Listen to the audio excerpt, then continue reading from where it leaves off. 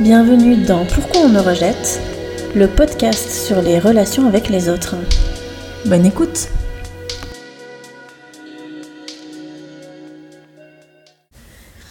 Il y a maintenant 5 ans, je crois. C'était il y a si longtemps que ça. Donc, il y a maintenant 5 ans, j'ai commencé une thérapie que j'ai finie 2 ans et demi plus tard. Et je l'ai commencé pour une raison très simple, c'est que j'avais l'impression que tout était en train d'exploser dans ma vie. Je venais de me disputer une énième fois avec mon père qui avait fini notre conversation par des SMS d'insultes. Ouais, c'était un peu violent, ouais. Je me suis fait virer à ce moment-là pour la 3e fois en 9 mois, je crois. Ouais, c'était pas fou. Et aussi, avec mon mec de l'époque, ça faisait à peu près 1 an et demi qu'on n'avait aucune relation sexuelle. J'ai eu tellement honte, parce que c'est le mot. J'ai eu honte, je me sentais coupable de ne pas avoir de relation sexuelle avec lui, que je n'en ai pas parlé à ma psy pendant, je crois, bien 1 an et demi, en sachant que mon suivi a duré 2 ans et demi. Donc c'était ce qu'on appelle une thérapie brève. L'hypnose, c'est une thérapie très brève, parce que généralement ça dure moins d'1 an.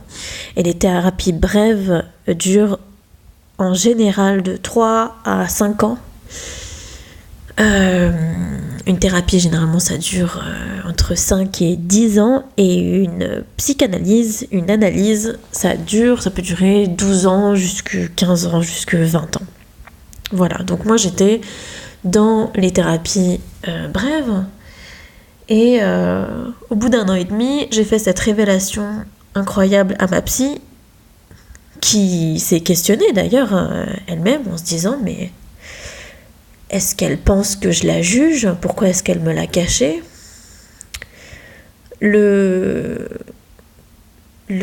vraie raison pour laquelle j'ai caché tout ça, c'est parce que, encore une fois, je le dis, je me sentais honteuse, je me sentais coupable, je me sentais pas légitime de parler de moi, même si j'allais voir une psy pour parler de moi. Ce qui est à la fois bizarre et à la fois très compréhensible quand on a grandi dans une maison où à chaque fois qu'on parlait de soi, on se faisait absolument rembarrer et les gens disaient de nous, nos propres parents disaient de nous que on était égocentrique et voilà, et nombriliste. Donc j'ai eu énormément de mal à parler de mes vrais problèmes, même en thérapie. Et l'autre raison pour laquelle j'avais eu énormément de mal à en parler,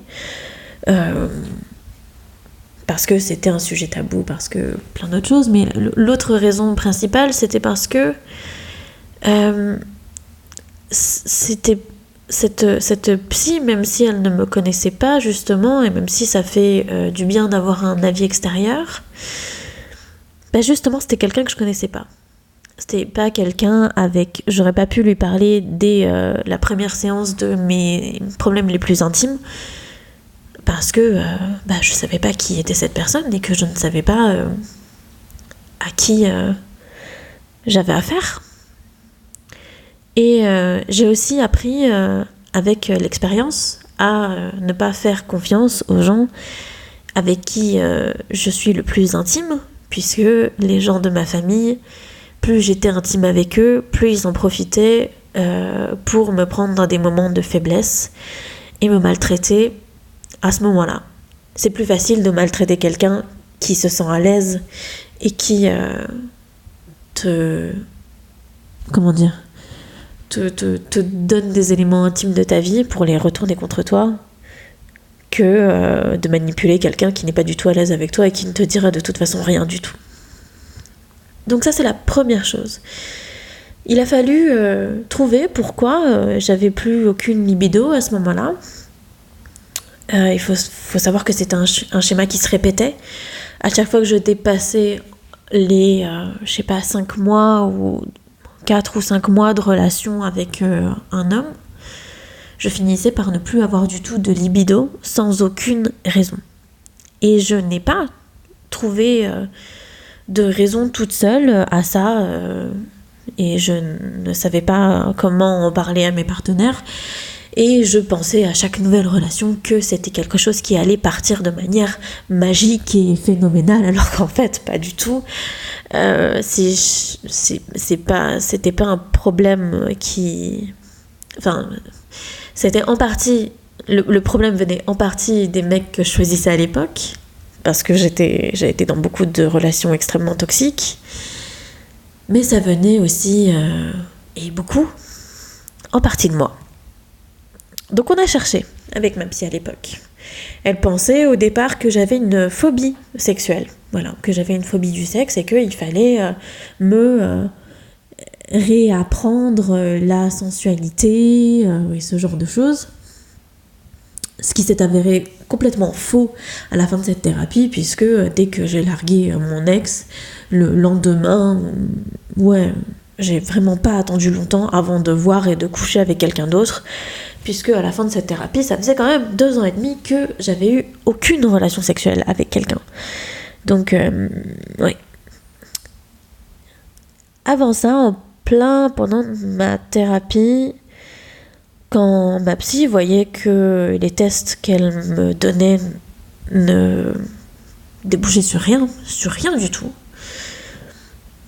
elle m'a posé une question qui a été cruciale dans ma découverte de moi-même, dans ma guérison et dans mon évolution, mon développement personnel.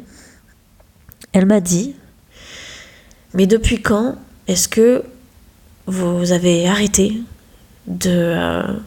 d'écouter vos propres besoins et vos propres désirs? Et sur le coup, j'ai pas su répondre à cette question. Et on a fini cette séance et je me suis posé la question très très fort pendant toute la soirée et je n'ai pas su répondre à cette question. Et ce soir-là, j'ai fait un cauchemar terrible qui était en fait un souvenir. Je me suis rappelée d'un soir, et ça va être un peu émotionnel, donc je vais avoir un peu la voix qui tremble. Je me suis rappelée d'un soir où j'étais petite, où j'avais 9 ans, et où j'ai découvert mon grand frère, à moitié nu dans mon lit, qui me disait qu'il avait envie d'avoir des relations sexuelles avec moi. Et évidemment, j'ai refusé. Et il a essayé. Et heureusement, rien ne s'est passé. Enfin, rien. Est-ce qu'on peut dire qu'une tentative de viol, c'est rien? Je ne sais pas. J'ai demandé de l'aide à mes parents sans vraiment leur dire ce qui se passait parce que j'avais honte et aussi parce que je pensais qu'ils me croiraient pas, ce qui aurait été probablement le cas puisque j'ai des parents extrêmement maltraitants psychologiquement. J'avais les genoux qui tremblaient. C'était affreux. J'avais 9 ans. Et alors que eux étaient dans leur lit tranquillement en train d'essayer de dormir, ils ont juste crié le nom de mon frère.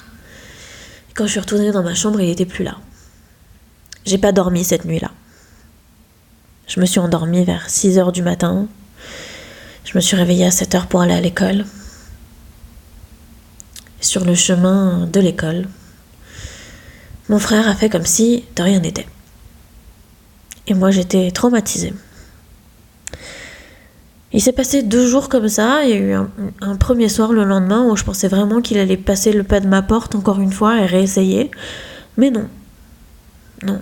J'ai passé une nuit seule dans mon lit ce soir-là. Et le lendemain, alors que je pensais que j'étais en sécurité, il est revenu. Et il a réessayé. Il y a des détails de ce soir-là qui me reviennent souvent. il y a des choses qui resteront gravées dans ma mémoire à jamais.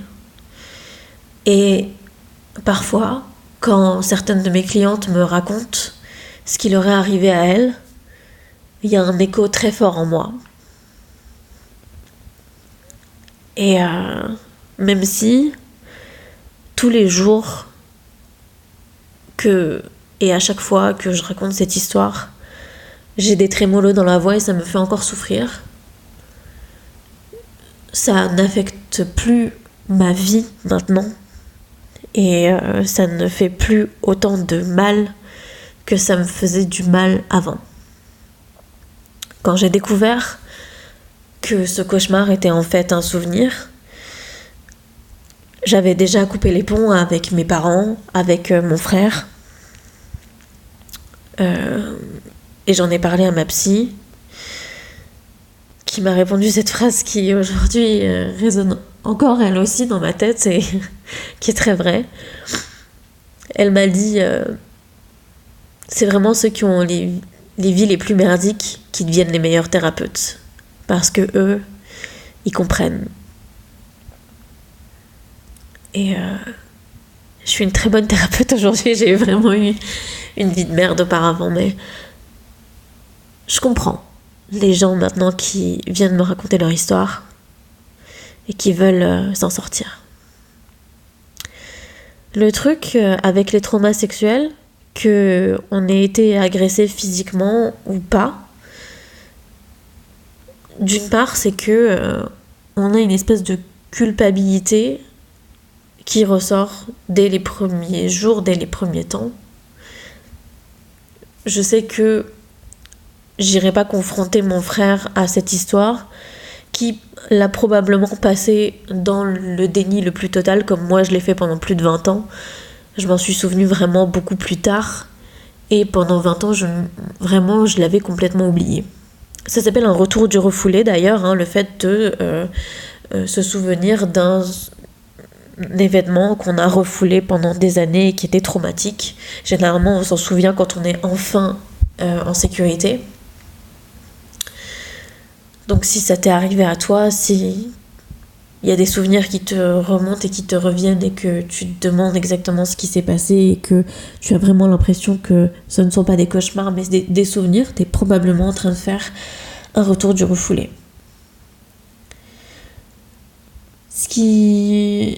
Donc il y a la culpabilité et puis il y a aussi plein de choses dont on parle pas forcément quand on parle de ce genre de choses et quand on a ce genre de traumatisme. Suite à ça, j'ai fait des crises d'hypersensorialité incroyables. Ça s'appelle de l'hypervigilance. L'hypervigilance, c'est quand on ne se sent jamais en sécurité suite à un traumatisme et qu'on entend tout x10, qu'on ressent tout x10, qu'on voit tout x10. Et suite à mon retour du refoulé, j'ai passé les 3 jours les plus pénibles de toute ma vie. J'ai dû prendre des trains bondés où la proximité avec les gens était insupportable. J'ai dû marcher dans les couloirs du métro où les odeurs étaient insupportables. J'ai dû toucher mon clavier au travail qui était sale. J'ai dû composer avec ma fatigue extrême, d'être sursollicitée tout le temps. Et pendant 3 jours, j'ai mangé que des pizzas. Parce que devoir cuisiner à la fin de la journée, c'était trop. C'était trop, tout était trop, respirer était trop, écouter était trop, entendre était trop, expliquer des choses était trop, travailler c'était trop, tout était trop, la vie était trop. Il y a aussi les flashbacks. Alors les flashbacks, c'est pas du tout ce qu'on entend en termes d'imaginaire collectif. C'est-à-dire que c'est un flashback, c'est pas juste de manière aléatoire. On ressent quelque chose, enfin on se souvient de quelque chose qui nous est arrivé auparavant pendant l'événement traumatique. Non, c'est vraiment par exemple, moi, pendant plus de 20 ans, alors que tout le monde me disait là où je me sens le plus en sécurité, c'est mon lit, j'ai jamais compris ça. J'ai jamais compris ça. J'ai jamais compris qu'on puisse se sentir en sécurité dans son lit. Aujourd'hui, c'est revenu. Je me sens en sécurité dans mon lit une fois encore. Et d'ailleurs, là, je suis en train de faire ce podcast sur mon lit parce que j'avais besoin de me sentir en sécurité. Il y a mon chien à côté. Enfin, tout va bien. Mais le lit était inconsciemment un vecteur de flashback terrible. Vraiment affreux. Vraiment insupportable. Et il a fallu comprendre, d'une part, ce qui s'était passé. Et par là, je veux pas dire comprendre pourquoi mon frère a fait ça. Je m'en fous de pourquoi mon agresseur m'a agressé. C'est pas lui qui compte. Enfin, non. Et ça le sera jamais. Et c'est terrible. Et si jamais vous tombez sur une victime d'agression, ne lui demandez pas mais pourquoi il a fait ça ou pourquoi elle a fait ça. On s'en fout. C'est pas son histoire, c'est pas l'histoire du bourreau, c'est l'histoire de la victime là. Le bourreau a assez fait comme ça. C'est bon. Ce que je voulais comprendre, c'était ce qui se passait dans ma tête. Donc j'ai appris ce que c'était que l'hypervigilance. J'ai appris ce que c'était que la sidération, le fait de ne pas pouvoir bouger quand on se fait agresser. C'est une réaction chimique normale du cerveau. Fight or flight. Normalement, oui, on se combat ou on fuit. Et puis il y en a qui restent coincés comme un lapin devant les phares d'une voiture. Et c'est normal aussi. Et ça s'explique très bien. Et puis, une fois que j'ai compris tout ça, il a fallu comprendre ce qui se passait au niveau de mes émotions. Et à ce moment-là, j'avais déjà fini ma thérapie. Ma thérapie, elle était finie, c'était... voilà, je pouvais mettre ça derrière moi. Et... mais j'avais toujours ce problème avec ma sensualité, avec ma sexualité, avec ma libido. Et donc, je suis allée voir une praticienne en EFT qui était aussi sophrologue. EFT, ça veut dire Emotional Freedom Technique. C'est une technique pour finalement se désensibiliser de certains traumatismes et de certaines sensations. Donc j'ai essayé de voir avec elle ce qu'on pouvait faire. Et elle m'a dit que mon hypersensorialité, mon hypervigilance est encore trop puissante. Et que même si on y allait progressivement, il y avait aussi des choses qu'il fallait que j'accepte. Qu'il fallait que j'accepte que je sois normale. C'est-à-dire que j'ai longtemps refusé de parler de ce traumatisme en podcast. J'en ai parlé beaucoup en conférences qui n'étaient pas rediffusées. J'en ai parlé beaucoup en consultation, en séance avec des clientes. Mais j'en ai pas parlé en vidéo et j'en ai pas parlé en podcast. Et ce pourquoi ? Parce que j'avais pas l'impression d'être légitime, j'avais pas l'impression d'être complètement guérie quand j'en parlais. Alors qu'en fait, c'est pas vrai. C'est pas vrai. Je veux dire, rien que le fait d'en parler aujourd'hui, de pouvoir en parler sans que ça me fasse mal plus tard, c'est quelque chose d'incroyablement révélateur de comment je me sens aujourd'hui. Donc, c'est normal de ne pas sourire et de ne pas rien ressentir du tout quand je raconte cette histoire, parce que le contraire serait complètement... le contraire serait complètement malsain. Si je racontais mon histoire d'agression sexuelle avec le sourire aux lèvres et sans aucune émotion, franchement, ça serait chelou. Et les gens m'écouteraient pas, je pense. Mais aujourd'hui, au moins, je suis capable de le faire. Et je suis même capable d'accompagner des femmes pour qu'elles se remettent comme moi de leur agression, que ça soit au sein de leur famille, comme un inceste, ou alors que ça soit avec un conjoint. Parce qu'il faut savoir que 80% des viols sont perpétrés par des personnes, des bourreaux qui connaissaient la victime, des gens de l'entourage proche. Et oui, du coup, je peux aujourd'hui carrément profiter de mon expérience pour aider des femmes à aller mieux, à aller beaucoup mieux. Et que ça arrête d'affecter leur relation amoureuse, c'est-à-dire arrêter de chercher des hommes toxiques. Aujourd'hui, je suis fiancée à un homme qui est formidable et qui n'essaye pas de forcer des relations sexuelles, ou alors qui ne prend pas pour lui mon hypervigilance, qui ne prend pas mes sursauts et mes peurs et mes angoisses pour du rejet, parce que je le rejette pas lui.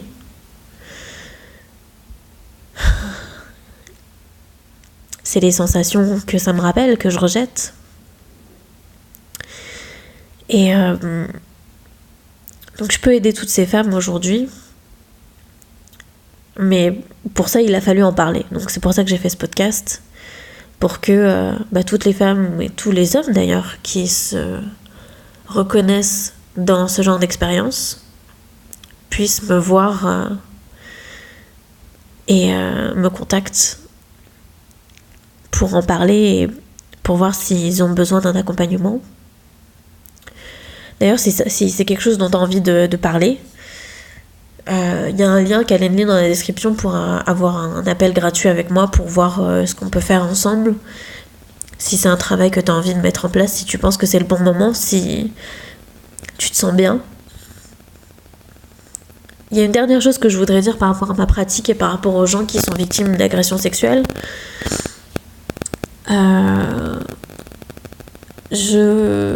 Oui, j'utilise l'hypnose, mais je n'utilise pas l'hypnose comme on le voit dans les films. D'ailleurs, j'espère que personne ne fait vraiment ça. C'est-à-dire que quelqu'un qui a tout le temps un flashback de ce qui lui est arrivé, on ne lui fait pas revivre la scène une fois pour toutes pour qu'il soit guéri. Ça ne fait que souffrir la personne et c'est extrêmement effrayant et extrêmement maltraitant. Je ne ferai pas ça, je ne ferai jamais ça, je trouve ça horrible et ça n'arrivera pas. C'est non. J'utilise l'hypnose justement pour retrouver un peu de calme et le sentiment de sécurité qui te quitte quand tu as été agressé. Donc c'est pas du tout comme ça que moi j'envisage les choses. On entame une transformation de ce qui s'est passé. Une transformation de tes ressentis. Une désensibilisation. Voilà, donc si c'est quelque chose dont tu as envie de parler et dont tu souffres, comme moi j'en ai souffert très très fort pendant très longtemps, s'il y a des choses que tu comprends pas et que tu as envie d'éclaircir, si c'est quelque chose qui te handicape dans tes relations, il faut en parler à quelqu'un. Que ça soit moi ou quelqu'un d'autre, il faut en parler à quelqu'un. Et si tu veux que ça soit moi, je t'invite à accéder au lien Calendly qui est dans la description et à prendre un créneau avec moi pour en parler et pour voir ce qu'on peut faire ensemble. Si moi je dois t'accompagner ou si ça doit être quelqu'un d'autre ou si je peux te recommander quelqu'un, voilà. Il y a plein de choses qui peuvent être faites. Voilà, je pense que c'est tout.